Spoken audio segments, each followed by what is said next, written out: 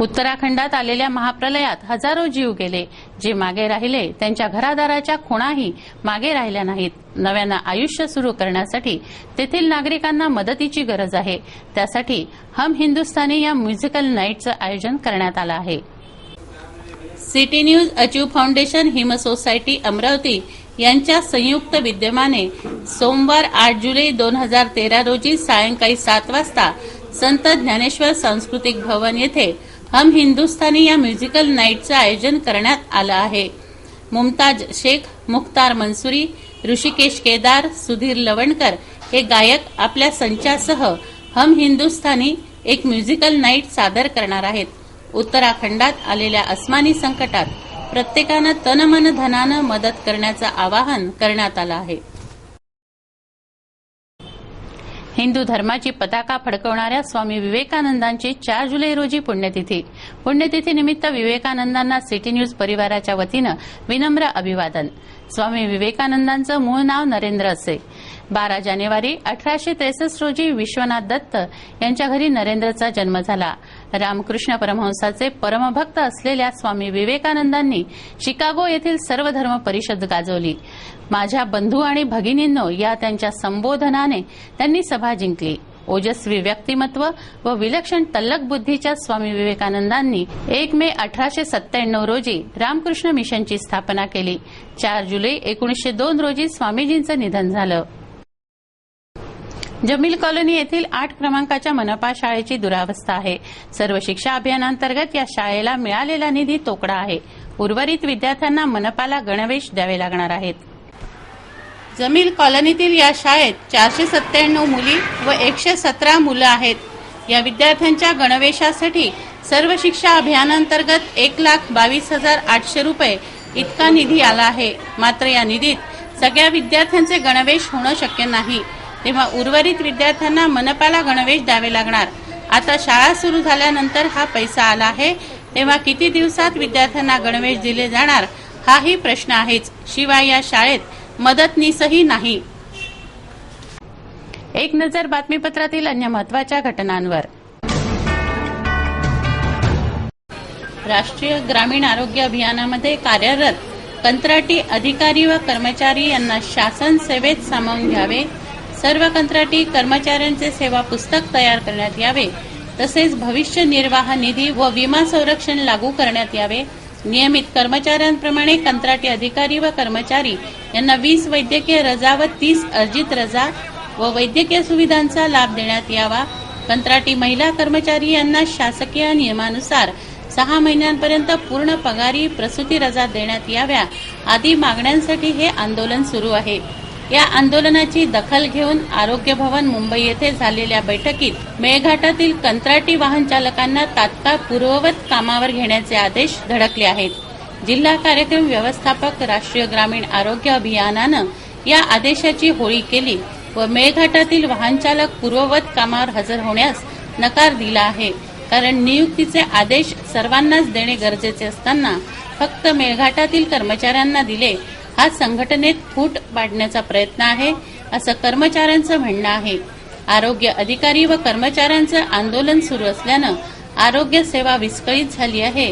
तेव्हा तात्काळ दखल घ्या, अंत पाहू नका, असं राज्य सरकारी कर्मचारी मध्यवर्ती संघटनेचं म्हणणं आहे. आमचं 1 तारखेपासून इथे काम बंद आंदोलन आम्ही पुकारलेलं आहे. आमच्या काही मागण्या आहेत की जेणेकरून या कंत्राटी लोकांना कायमस्वरूपी करण्यात यावं. त्यांना ज्या सुट्या आहेत, शासकीय सुट्या, त्या वाढवण्यात याव्या. महिलांना ज्या गरोदर महिलांना ज्या शासकीय नियमाप्रमाणे 6 महिन्याच्या सुट्या दिल्या जाते, परंतु कंत्राटी कर्मचाऱ्यांना फक्त 2 महिन्याच्या सुट्या दिल्या जाते आणि त्यातही त्यांना 1 महिना अर्धपगारी ठेवल्या जाते. या अनुषंगानं शासनानं जर आम्हाला आमच्या आता गेल्या 7 वर्षापासून आम्ही लोक काम करत आहे, परंतु कुठल्याच प्रकारची दखल घेतलेली नाही. तर याची दखल घेऊन शासनानं आम्हाला सेवेत कायम करावं अशी आमची प्रमुख मागणी आहे.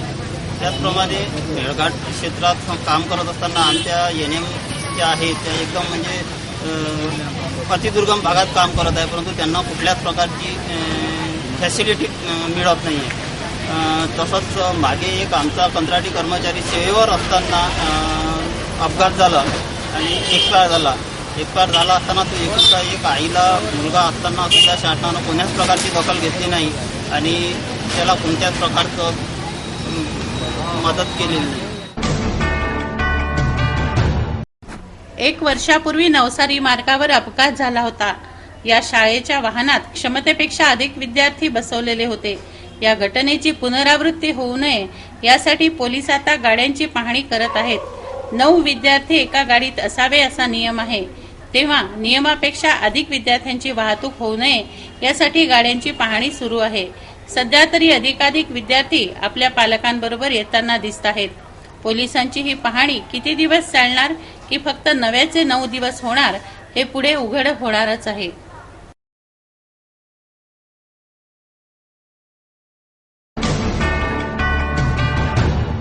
गेल्या 5 महिन्यांपूर्वी महानगरातील बस स्थानक मार्गावरील उस्मानिया मशीद क्वार्टर येथे राहणाऱ्या 70 वर्षीय पुतुल बोस यांची चोरीच्या उद्देशानं हत्या झाल्याची घटना उघडकीस आली होती. या प्रकरणी पोलिसांनी तिच्या घरी काम करणारी ज्योती खानजोडे हिच्यासह तिच्या एका सहकार्याला अटक केली होती. नुकताच न्यायालयाने या प्रकरणी निर्वाळा देत आरोपी ज्योती खानजोडे हमालपुरा व तिचा प्रियकर शेख शफीक गुलिस्तानगर या दोघांची जामिनावर सुटका केली आहे.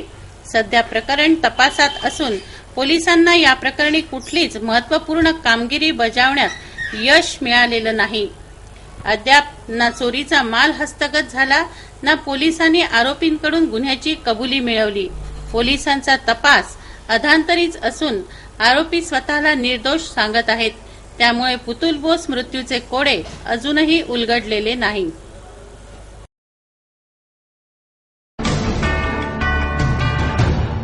हे बातमीपत्र एवढ्यावरच थांबवूया. पुन्हा एकदा आजच्या ठळक बातम्या. शहर बसने पादचाऱ्याला उडवले. बडनेरा नवसारी बस बडनेरा मार्गावरील घटना, पादचारी जखमी. शालेय वाहनांची होते तपासणी. 9पेक्षा अधिक विद्यार्थी नकोत. पोलीस जातीनं करतायत पाहणी. शिकस्त वाडा पाडण्याची मागणी. गवळीपुऱ्यातील नागरिक भयभीत.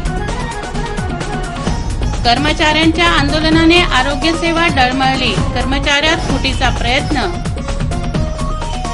हम हिंदुस्थानीचं आयोजन. 8 जुलैला म्युझिकल नाईट. उत्तराखंडात जाणार मदत. वेळ झाली आहे आपली रजा घेण्याची. आपणास काही माहिती द्यायची वा काही सुचवायचे असेल तर आमच्याशी थेट संपर्क करा. आमचा पत्ता सिटी न्यूज कार्यालय, धनराज लेन, सक्कर 7, अमरावती. आमचा फोन नंबर आहे 25703236 आणि वेबसाईट पत्ता आहे www.citynews.net.in. अचूक, सडेतोड आणि निर्भीड बातम्यांसाठी बघत राहा फक्त सिटी न्यूज. नमस्कार. इस दिन का सबसे सुहाना पल कौन सा है, क्या कहता है घर आ जाओ. इंडिया बुल्स होम लोन्स, घर आ जाओ.